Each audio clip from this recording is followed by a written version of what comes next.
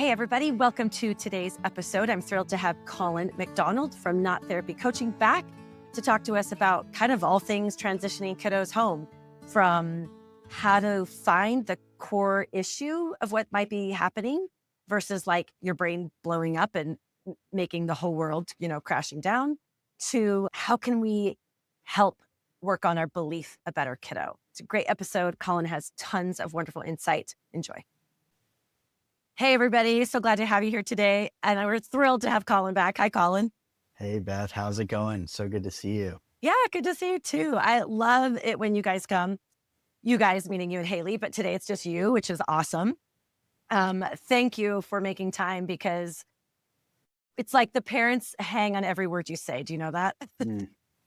I've heard that once or twice. Yeah, once or I don't know twice. because I'm not a parent, but I do work with a lot of them. So Yeah, you sure do. So it's like, oh my gosh, what does Colin have to say about this? Or what does Haley have to say about this? Because we're dying to know. So today, we're talking about like transitioning and how do you trust your kiddo again after you have all this maladaptive behavior history with your kiddo and they've just made so many mistakes. And, a healthy parent would say, and they have made mistakes too, right? That's what I'm all about, right? Is like, okay, we've all made mistakes, the parents and the kiddos, and we're just trying to get back on track. And many times treatment has gone okay, right? Like, because that's why they're coming home. It's like, okay, they've learned some things, they've put in their time. But man, it is so hard for the parents to know where to start, because most parents are like, especially when I get parents, like when they're transitioning their kiddo home, it's like, they'll tell me what they used to do, which has been probably more than a year ago. Well, they used to lie, and they're reverting or remembering back to all their bad behaviors. But now it's been a year, but they don't have anything else to go on except what they've been doing in treatment. It's not the same. Tell me what do you think? Yeah, one of the things that I always like to frame it for parents in a way that I think is really helpful is when your kid is coming out of treatment, just reflecting on, did you even think you'd get to this point? Like, let's say your kid's graduating high school after treatment. Like, you didn't even think they were going to graduate high school a year ago or 2 years ago, right? Your Yeah. kid has a better relationship with the parents than they've had in a long time because of the therapy and the structures.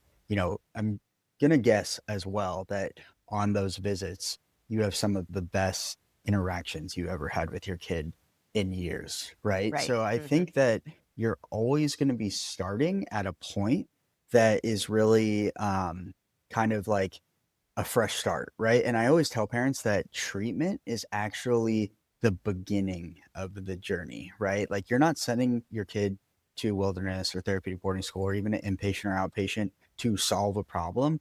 You're using it as a time period to get through a really rough patch. And then that is when the journey begins. Your goal is to have a lifelong relationship with your kid. And Love that. so by going to treatment, they've earned some trust. And it doesn't mean they've earned all the trust back. But I think with parents, the second that they get out of treatment, the first time your kid maybe smokes weed when they leave, you go back to the place that you were at the beginning and you forget about how far you guys have came. And so I think we get so caught up in that it actually doesn't really serve the relationship. And so Well, viewing that's it, exactly what happens. yeah, I'm just exactly. gonna say that's what happens in my world, coaching parents, right? What happens in your world, mentoring kiddos. It's like, and I just wanted to pause and say, like, that's Totally. exactly what happens. Like, the first little mess up, the first toe out of line, and it's like, oh my God. And that's what I did. Like, for sure. I thought we had lost him forever at that Yeah. point. I was like, well, we have no more money, and it was all a waste of time. And it was all, that's what the brain does. It just wreaks havoc. It's so tough. So yes. Yeah. And I think too, when you are in that kind of like scarcity mindset and you're assuming that things aren't going to work, then you're gonna like when you focus on the things you don't want to happen, those things are more likely to happen, That right? is true. So when you come into a situation, like, I think having a good plan around, I will say this on any podcast, but I don't think home contracts really work because they're not realistic. They're built on the treatment environment. So having what we 100%. really, yeah, and what we really try and do is like recreate the treatment structure by not having it feel like treatment. But like when your kid is in wilderness or therapeutic boarding school, they're waking up at the same time every day. They have structure to their day. They are getting some physical activity. They're eating the same amount of meals every day. So how are you recreating that in the home so that you're continuing momentum? I view the transition out of treatment as a momentum thing. And as parents, if you can foster an environment to continue that momentum, and also like just in the same way that you were doing a bunch of work while your kid was in wilderness or therapeutic boarding school, how are the parents also continuing to do the work so that they have, the core team in place to get the support they need and not just like, okay, we got through this phase. Now is the next phase. There is going to be so many times after your kid leaves their program that you're going to struggle, and it's maybe going to feel like things have taken 10 steps back, but that's why being grounded and look how far we've came, and knowing that it's a lifelong journey and trusting that you're going to have the ups and downs, but if you can remain strong and supportive and supporting your kid through that transition, like you're going to be able to weather the storm. But it's when we're in this like fight or flight mindset when your kid leaves is when I've seen that then parents think they need to send their kid to treatment again or something like that. And that's Yeah, just not what anyone actually wants to have happen. right. I can really appreciate what you're saying because I even have seen setbacks in treatment Hmm. because some programs, of course, I mean, all programs, there's a little bit of wiggle room, let's say. Hmm. And so the kids will find it sometimes. And so I've had parents even, have a few, maybe some setbacks during treatment.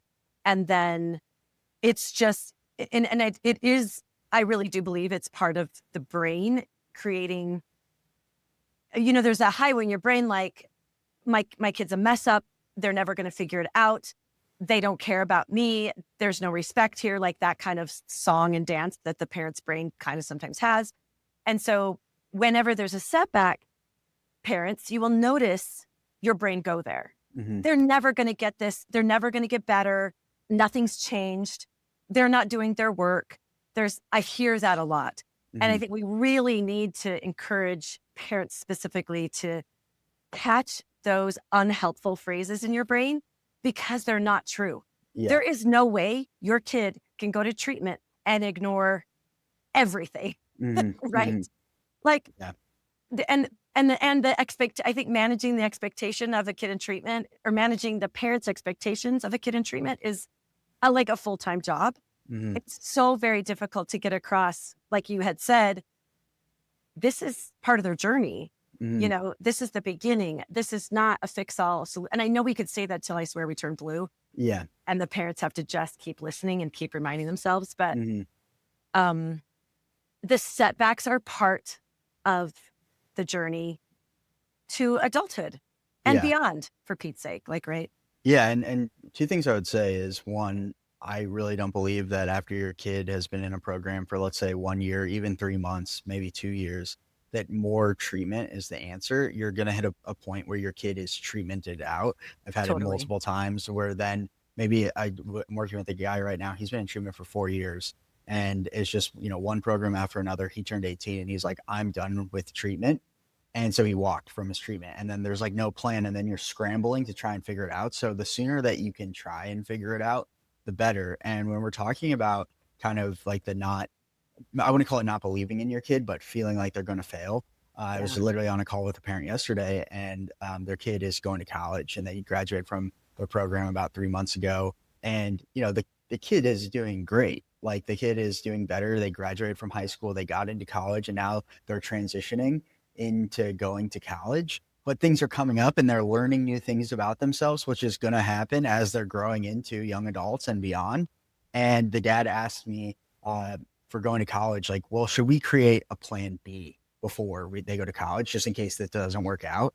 And I said to him, just a plan B is in place, assuming they're going to fail. Right. And so, Oh, like, yeah. and so if we, I understand like we would maybe need a plan B at some point, but let's go in there with the full intention that we think that they're going to pass and that we have the supports in place. They got they have the support on campus. They're going to continue working with us and college, they have a therapist, like they have everything in place. And so as long as your kid is utilizing the resources, which also is something that they need to choose, it's not something that we give them so many resources that it's confusing for them, but really focusing on, okay, just because your kid has a bad day doesn't mean everything's out the window, everything's ruined. How do Right. we just like get it to a singular issue? Like, let's say it's school refusal, not getting out of bed, or not getting their homework in time. Okay, that's the core problem. It's not that their whole life is a problem.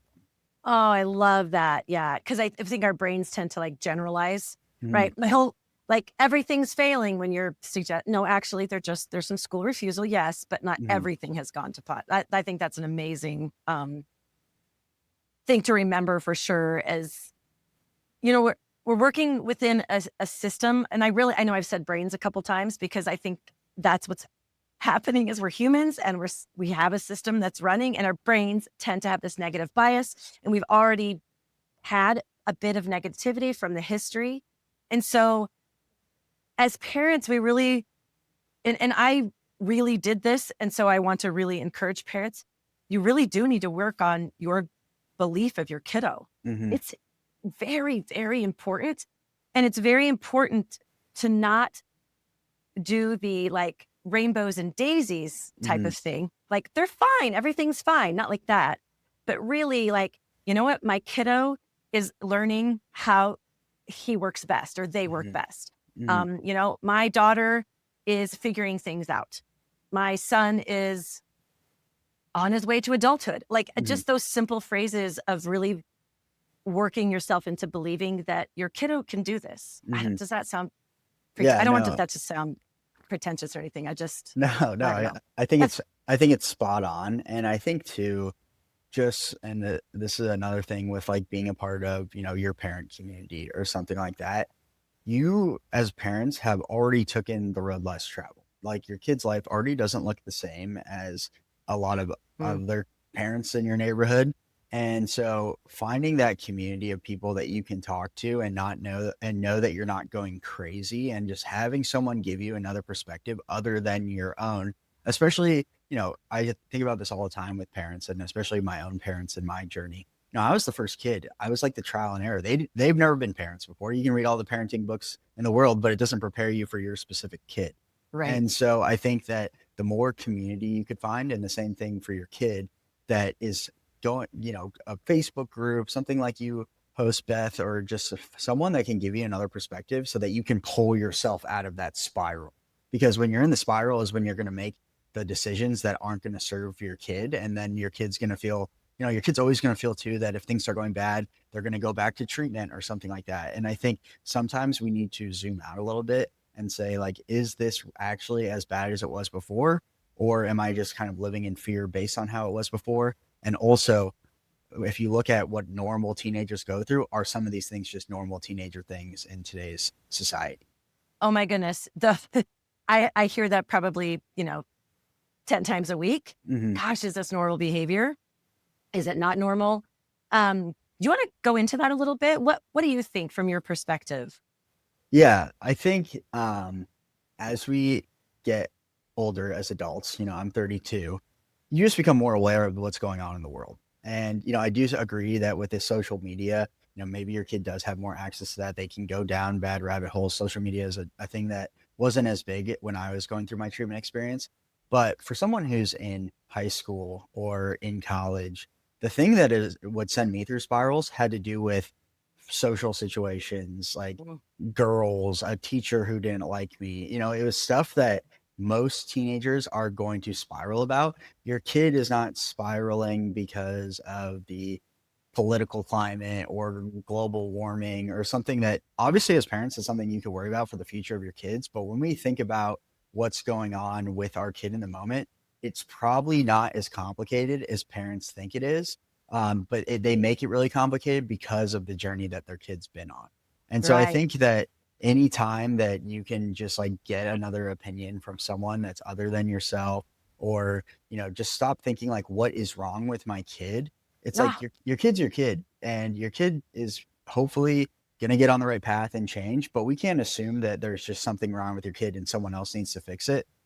As a parent, you need to be able to have the conversations or have someone else have the conversations so you can really understand what is at the root of what is bothering my kid right now, why they're feeling anxiety, and just focus on that. Like, I don't think it's about having a full diagnosis of your kid's life.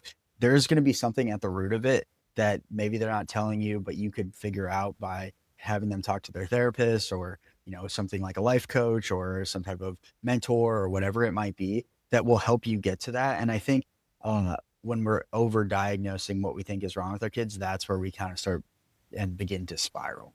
Like oftentimes when you begin spiraling, it's because we're over diagnosing our kid's entire life, right? And Right. Yeah. there's usually something, and the way I would like to work with my clients is just like really getting to the root of the problem. Like, let's say they're not waking up on time, and you think it's because they're not wanting to go to school because they don't want to graduate high school, and then they don't want to go to college, and they don't want to create a life. Or maybe it's because your kid's not waking up on time because they really don't like their biology teacher, right? It's like that, Right. simplifying it in a way that really makes sense to you because it's probably that simple for your kid. Yeah. Yeah. Great. It's everything you're saying. It just points to the kids just want to be kids and they want to be Mhm, treated just like people, right? mhm, I know a lot of kids are like feeling so different, like you had mhm, mentioned before, because they've gone to treatment. It's already, though you said the mhm, road less traveled. And mhm, so they're already feel like they have like a target on their back or mhm. that they're different or that they're weird or whatever it is. And so as parents, I think it's really difficult because you've had this history of like, what does that mean for my kid, right? What would that mean for my specific child of how they just want to fit in and they just want to belong and they just want to, I mean, right? Yeah, well, and I was just thinking about this as you were saying that. So, parents are always worried about that. There's so much information that their kids can have access to now, right?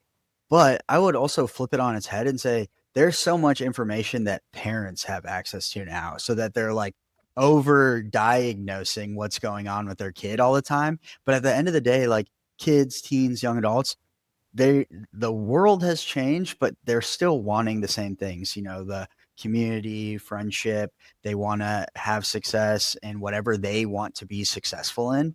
And so I think, like, it's like, don't think about what's wrong with your kid, look up a million things, think that they have some somatic trauma that's living deep inside of them. You know, yeah, leave that to the professionals, but don't try and professionally diagnose your kid with what's going on when it's actually a lot simpler.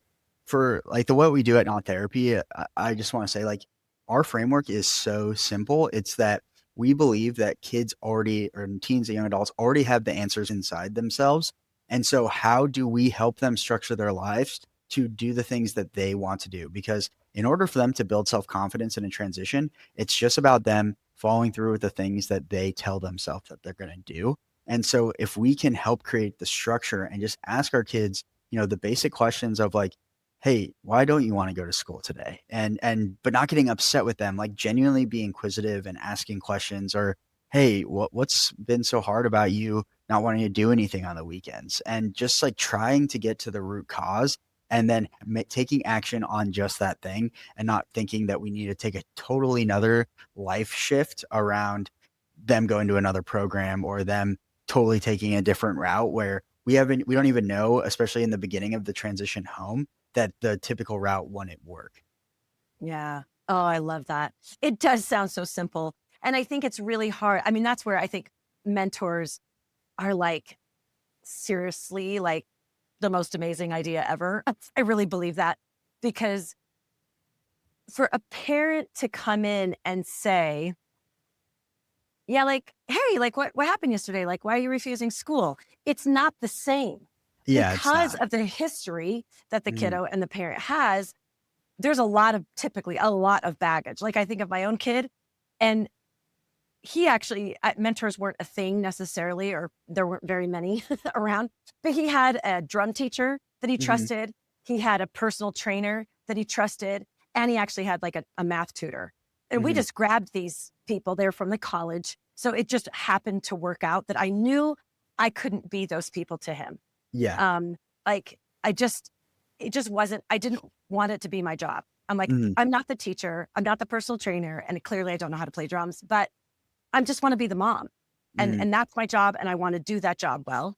And so Mhm. it was so helpful um, for us to know that he was talking to somebody else. And so now you guys, of course, have created not therapy coaching, Yeah. but I just it to me, it's one of the most essential pieces in, and I'm gonna use the word successful, but that is like probably not the greatest word, but I just mean like a person just able to grow into adulthood. That's what I Mhm. mean by success, Mhm. with some supports and somebody that really gets them. So that's what I love about what you guys do. And Colin, like I'm just really, really am so thankful because it has made a huge difference with my parents. Mhm. If they know that when their kiddos blowing up, because all the 99% of the kiddos go back to some kind of maladaptive behavior. It's Mhm. just how it works. It's worked that way for 50,000 years, Mhm. Yeah. right? I mean, you and I both know that we're in this field, we see it all the time, but the parents, their kiddos are coming in for treatment and they're like, okay, well, we fixed that. Yeah. And so anyway, I just want to say I'm thankful for Ye the mentors. Go ahead. Yeah, no, I appreciate that, and I think too, like, the things I've been saying is not necessarily that I'm telling the parents to do this, it's just more the Right. mindset around it, and so find the people that are in your kid's court, like you're saying, the guitar teacher, the math teacher, the physical personal trainer, maybe they're in a young person's group or something, someone in a church or whatever it is in the community that, and you can think about too beforehand. I guarantee that in your kid's life at some point there was someone that really saw their potential, and it's like about finding those people that see the potential in your kid that, like you're saying, Beth, you can tell I can tell your kid the same thing that you've been telling them for years and years, but because it's coming from me and not from you, the person that was telling them to make their bed when they're 6 years old and now is telling them to make their bed when they're 20 years old, right? It's just going to come across differently. But what is important is having the mindset as a parent that the world's not on fire all the time and that it actually might be a simpler thing to just try and get someone to help you out and figuring out and diagnosing just what the core issue is. And also too, like I think therapy is really great for uncovering, the traumas and, the diagnosis and the things that me as a certified life coach isn't equipped to handle. But having like a mentor, someone that I think especially for people who sent their kid to wilderness, they might not like wilderness after they leave, but I guarantee when you picked them up from wilderness, when they said, "What did you like about wilderness?" There was some wilderness guide that was there that they really connected with because the wilderness guides are walking on the path with them. They've gone through the same thing as them. They're sleeping out there under the stars with them. And so finding someone that maybe is where your kid wants to go, like let's say your kid wants to be an artist and there's someone who teaches an art class that they really look up to, or I even say if your kid wants to be an astronaut, like encourage them to be an astronaut. And so at least they're pursuing something that they actually want to do and not be so tied, just like you weren't tied to sending them to a treatment program, to what the future needs to look like because you've already taken the road less traveled. Yeah. You've mentioned this a few times. I really love that. I love what you just said about, you're not exactly asking the parents to do this, but just to find somebody, right, Hmm. that the kid can connect to. The other thing is about this core problem because our parent brains are blowing things up, right? Making a Hmm. crisis, kind of making a um, mountain out of a molehill type of thing.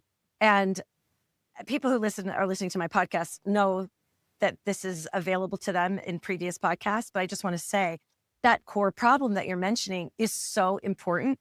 Hmm. And I call that just like what is actually happening, and to bring your brain down to just the fact that just happened. Maybe you just found weed, Hmm. in their pocket or their backpack or something, or maybe it's the third day of school refusal, but to Hmm. really hone in on that.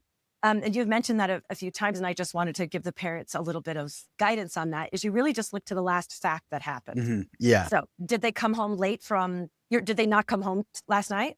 Did they, whatever, uh, crash a car? Like, I don't Hmm. know whatever's happening, but you kind of just look back and think, what was the last thing that I got super mad at? Oh yeah, I did. I found weed in their backpack. So Hmm. like, okay, fine. Let's deal with the issue Yeah. of the weed in the backpack instead of the issue of like, oh my God, my kid learned nothing. They're not going anywhere good. We've got to put them back into treatment. that's not dealing with the core problem. So I just wanted Yeah. to kind of define Yeah, that a it's little bit. like you catch your kid smoking weed once, and then you're like, "Oh my gosh, my kid's gonna start doing weed, and then they're gonna drop out of school, and then they're gonna be homeless, and then they're gonna be Yes. a heroin addict," right? It's like it Yeah. so many steps ahead, and if you just address the problem that it's in front of you, like view it as like, what am I angry about checklist, and then work on each thing on the checklist one thing at a time instead of thinking 50, 30 steps ahead, because that's where I see parents get so caught up. And I tell parents all the time, they're like, well, why does he listen to you and not me? And I'm like, because I'm not overthinking what's going on. I'm just like, okay, you're not getting up. Let's make sure we get up tomorrow. Right. Like it's like just one day at a time. And then if you can move through these things, another important thing too that I tell parents all the time is, let's say your kid is really depressed and you're really sad and you're really worried about them, but they get themselves out of it and it takes them 3 days. And then it happens 2 weeks later and they get themselves out of it, but it takes one day. And then you're reminding them like, hey, remember 2 weeks ago when you got super upset and it took you 3 days to kind of come down for family dinner, but now when you did a couple days ago, it only took one day. Like that's great improvement. Like you're obviously learning. And those are the types of improvements as parents that I feel like they need to look out for Mm, is there improvement, right? Because another thing too, just about going to wilderness or going to therapeutic boarding school is it's not real life. It's just like not like it's helping you. For me, it helped me graduate high school. It helped me get physically fit. It helped me rebuild that relationship with my parents. But then it's kind of like, here you go. You're back in the real world where you're not in the real world unless you're in like a real, like less structured transitional living where, you're out in the community and things like that. And so just realize that it's a big transition to go back into the real world as well. And so us, her parents, it's about being grounded and just like, I'm here and committed to the journey that my kid is on because that's what I committed to being a parent, regardless of what I might think that should look like. yeah. I really, really appreciate, and I feel like I talk a lot about noticing, not just noticing what they're doing better, Mhm, right? That's true, but really how to appropriately or accurately measure progress. mhm, It's not by outcomes, mhm, right? Like you're saying, like, oh, they got depressed again, or they slept in again, because that's what parents do. They're like, mhm, no, he slept in 2 weeks ago, and now he's doing it again. mhm. It's like, wait, wait, wait. And so I have three things, and some of this stuff, of course, I've mentioned before, but I just have to say it again because I say it to every single parent I work with. Is there's three specific ways to measure, I think, to better measure progress, and it's the frequency. So how often is this behavior happening? Duration. So how long is it lasting? Mhm. And intensity. How big is it, right? Yeah. So frequency, duration, intensity. And that is what I am speak at nauseum about because it's such a better way to measure progress than whether it's a yes or no. Yeah. Are they still skipping school? Yes. Well, now what do we do? And then that creates the crisis in the brain again. Yeah. Well, and also too, like let's say we're talking about skipping school. Before they went to treatment, they're skipping school every day. You can't even get them to go to school. Then they go back to school. Maybe they're skipping school once a week. Still not good, but still an improvement, right? And Yes. so I think that is just like really slowing down with all of this stuff and taking inventory of like I said, the framework of did you ever think you were going to get to this point, right? If this was happening before your kid went to treatment, would you have sent them to treatment, right? Yeah. That's a good one. Oh, I Yeah, love that what you said to slow down. That just felt so good when you said that. It's so true. yeah. Last thing I'll say too is like, this is something you just learn. I'm very into like personal development, and you can't hold space for others unless you're holding space for yourself. So you need to be taking care of yourself to show up as a parent. I know that's hard, but even if it's like blocking out 30 minutes before your kids wake up to go for a walk, read the paper and drink some coffee, just take some deep breaths, make sure that you're regulated because the person that is going to dysregulate your kid the quickest is you. Amen. That's what I have to say about that. That is awesome. So, Colin, how do people get a hold of you? Will you remind them? Yeah, absolutely. So I'm the co-founder of Not Therapy Coaching. It's a lived experience mentorship model. So we provide daily support mentorship. All of our coaches have gone to Wilderness Therapeutic Boarding School, and with the model of we've walked in your kid's shoes. We're a little bit older than them, but we've been where your kid has been. And so the only people that understand the experience are the people that have been through it. And you can find us at Not Therapy Coaching. We have an amazing newsletter that my co-founder Haley writes that is a big hit. We have other podcasts. We have your podcast on there, a blog, and just a ton of free information for parents that are in the situation that many of your listeners are in. Awesome. Colin, thank you so much for being with us today. It's always a pleasure. And you always, just the insight you had comes from your lived experience. And I just appreciate you sharing it. So Yeah. thanks for being here. Thank you, Beth. Okay. Bye, everybody.